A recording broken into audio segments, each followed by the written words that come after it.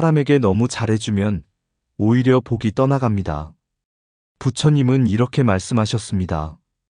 입으로 지은 업보다 무서운 것은 지혜 없는 선행이다. 선행도 지혜 없이 흘러가면 오히려 나를 해치고 내 복을 막아버린다는 뜻입니다. 여러분, 우리는 흔히 이렇게 배웠습니다. 착하게 살아야 한다. 남에게 잘해야 복 받는다. 그래서 평생 좋은 사람이라는 이름 하나만 믿고 살아왔습니다.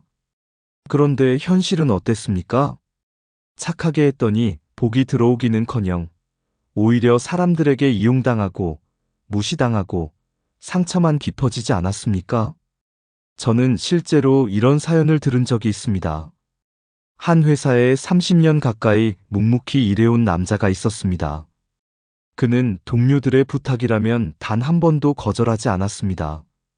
야근이든 주말 근무든 누구 일이든 자기 일처럼 떠안고 끝까지 책임졌습니다. 늘 착하게 살면 복이 온다는 믿음 하나로 버틴 사람이었죠. 그런데 그는 또 다른 눈을 가지고 있었습니다. 회사에서 뼈 빠지게 일하면서도 틈틈이 부동산 공부를 했던 겁니다. 남들은 술자리에 빠지고 쓸데없는 잡담에 시간을 보낼 때 그는 조용히 책을 보고 발품을 팔며 부동산을 알아봤습니다. 그리고 결국 그가 사둔 집의 가격이 몇 배로 뛰어올랐습니다. 아니, 저 사람이 무슨 재주로? 동료들의 눈빛이 달라졌습니다. 그동안은 부동산을 한다는 말만 나와도 쓸데없는 짓 하지 말고 회사 일이나 열심히 해.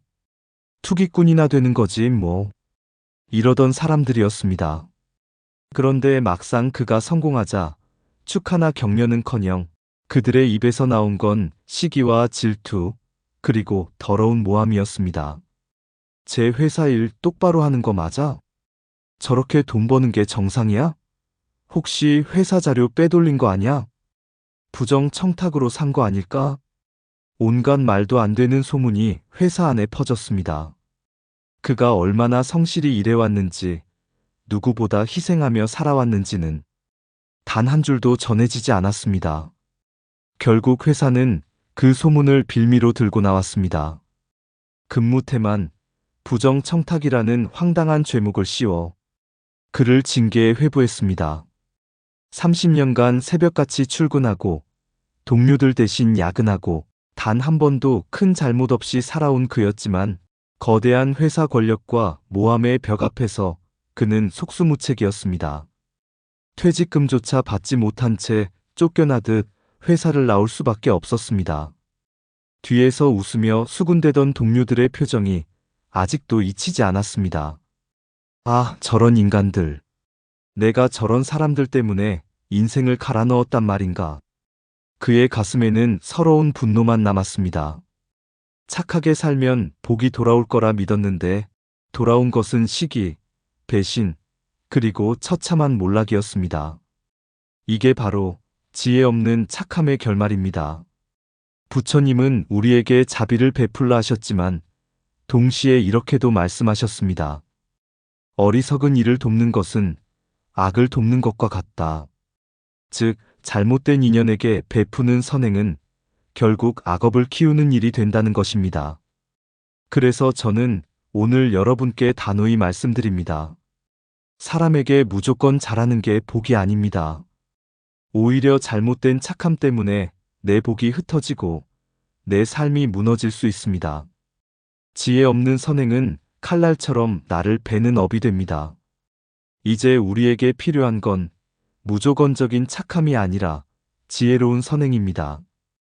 그리고 지금부터 사람에게 너무 잘해주면 복이 떠나는 이유 6가지를 하나씩 말씀드리겠습니다. 듣다 보면 아마 가슴이 뜨끔하고 동시에 눈이 번쩍 뜨일 것입니다.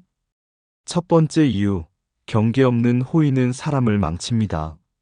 아무에게나 조건 없이 잘해주는 것은 자신을 위험에 빠뜨리는 지름길입니다. 경계 없는 호의는 오히려 나를 함부로 대하는 사람만 끌어들이고 진정으로 감사할 줄 아는 이들과는 멀어지게 만듭니다. 부처님께서는 말씀하셨습니다. 선을 베풀려면 지혜의 울타리가 필요하다. 마음의 울타리를 세우지 않은 착함은 때로 독이 되어 돌아옵니다. 베푸는 것에도 기준과 선택, 그리고 분별이 필요합니다. 두 번째 이유, 내 마음의 그릇이 먼저 차야 복이 머문다. 나 자신을 돌보지 않고 남만 챙기는 삶은 결국 번아웃과 상처로 이어집니다. 마음의 그릇이 비어 있는 상태에서 아무리 좋은 일을 해도 에너지는 고갈되고 내 삶은 무너집니다. 부처님께서도 말씀하셨습니다. 스스로를 사랑하지 않는 자가 남을 사랑할 수 없다. 자기 마음을 돌보고 내 안에서 평온과 충만함을 만들어낼 때 비로소 진정한 선행과 복이 머무는 것입니다. 마음의 그릇을 채우지 않은 채 주는 도움은 결국 허공으로 흩어지고 나 자신마저 지치게 합니다. 세 번째 이유, 감사 없는 선행은 빛을 잃는다. 착하게 행동하고 남을 돕더라도 상대가 그것을 당연하게 여기거나 고마워하지 않는다면 그 선행은 힘을 잃습니다. 마음속에서 왜 나는 늘 남을 도와야 하지? 라는 생각이 스며들면서 착한 행동조차 무겁게 느껴지고 내 복을 지킬 수 있는 힘이 줄어듭니다. 부처님께서는 이분업의 문이라 하셨습니다. 우리가 말하고 행동하는 모든 것에는 결과가 따릅니다. 감사 없는 선행은 그 에너지를 상실하고 결국 복이 머물지 못합니다. 네 번째 이유, 내 삶의 중심을 잃는다입니다. 남을 위해, 타인을 위해, 가족을 위해, 동료를 위해 하루 종일 바쁘게 움직이면서 정작 내 인생은 어디로 가고 있는지 모르는 순간이 있습니다. 내 마음, 내 시간, 내 에너지를 모두 남에게 쏟고 나면 결국 내 삶의 색과 방향을 잃게 됩니다. 부처님께서도 말씀하셨듯 내 인생을 먼저 살아야 그 빛이 남에게 전해진다. 내가 충만해야 남에게 진심으로 도움과 기쁨을 줄 수 있습니다. 내 인생의 주인공은 바로 나 자신이어야 합니다. 다섯 번째 이유, 잘못된 인연을 키운다입니다. 악한 사람이나 무례한 사람에게 아무리 착하게 대해도 오히려 그 사람의 욕심과 잘못된 습관만 키워주는 꼴이 됩니다. 부처님 경구에도 있듯 어리석은 자를 돕는 것은 악을 돕는 것과 같다. 아무리 착한 의도라도 상대가 바뀌지 않고 내 마음만 지치고 상처받는다면 그것은 더 큰 고통을 낳습니다. 선은 무조건 베푸는 것이 아니라 바르게 선택하는 지혜가 필요합니다. 여섯 번째 이유, 복은 분별 있는 자비에서 온다입니다. 무조건적인 착함이나 예만 고집하다 보면 정작 자신을 지키지 못하고 복을 잃습니다. 때로는 단호함과 거절, 나 자신을 보호하는 마음이야말로 진정한 복을 지키는 방법입니다. 부처님께서 말씀하신 것처럼 맑은 마음과 바른 지혜가 결합될 때 비로소 복은 머문다는 사실을 잊지 마세요. 결국 우리가 깨달아야 할 것은 단순합니다. 선은 무조건 베푸는 것이 아니라 나와 남을 살리는 지혜로운 선택 속에서만 힘을 발휘합니다. 남을 살리면서 나를 죽이는 착함은 착함이 아닙니다. 내 마음을 지키고 중심을 잡는 것, 이것이 바로 운과 복을 지키는 핵심입니다. 그렇다면 이제 우리는 어떻게 해야 할까요?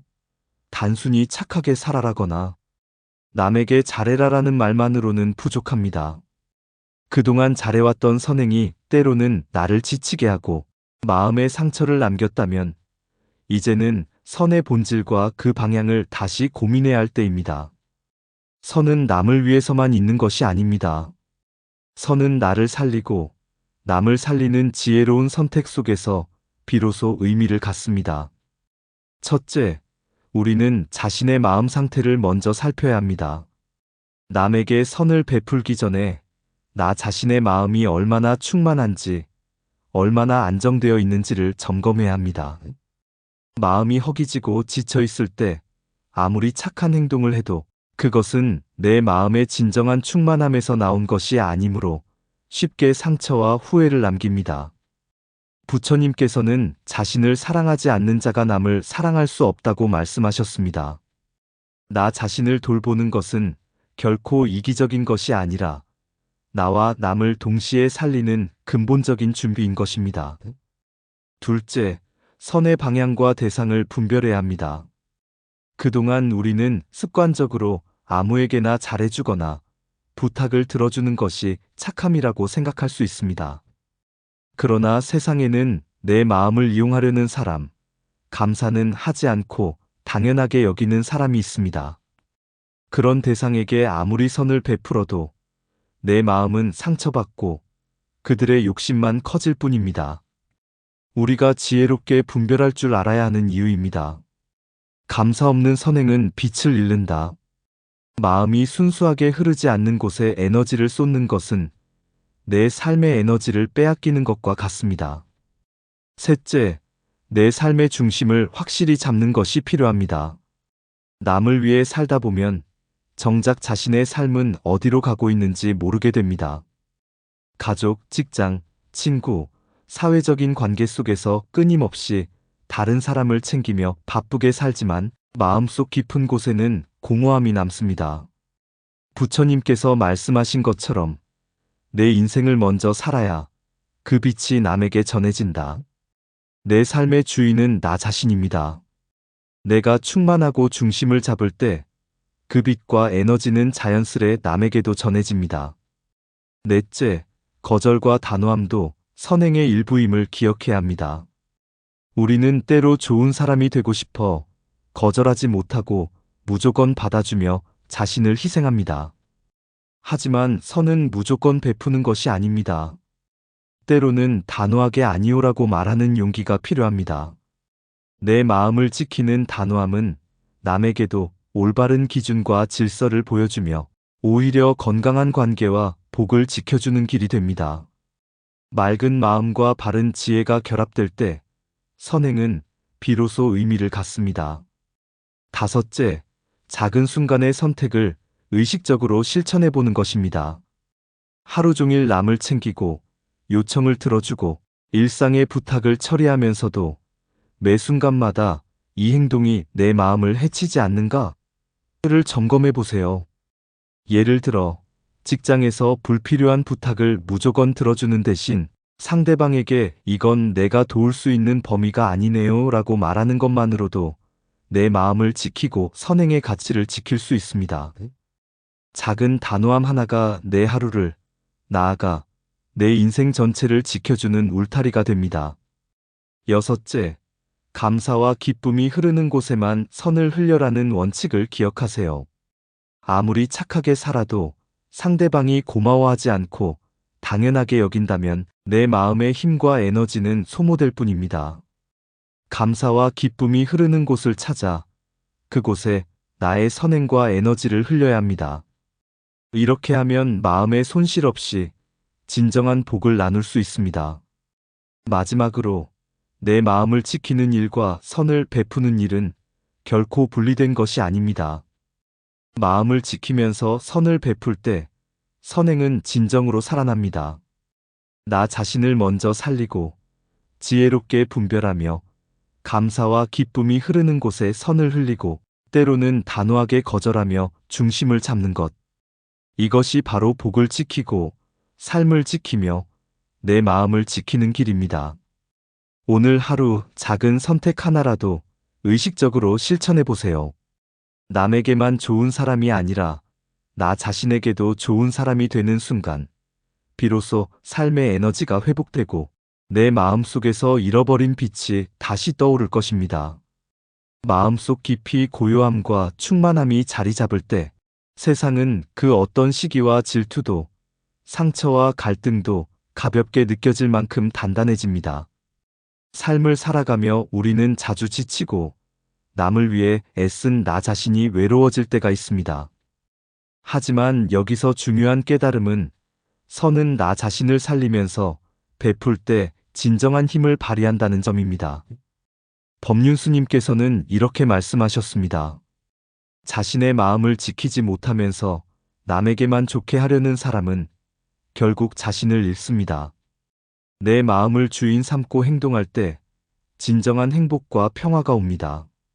즉, 남에게 잘하는 것도 중요하지만 나 자신의 마음과 삶의 중심을 지키며 지혜롭게 선택하는 것이 진정한 선행입니다.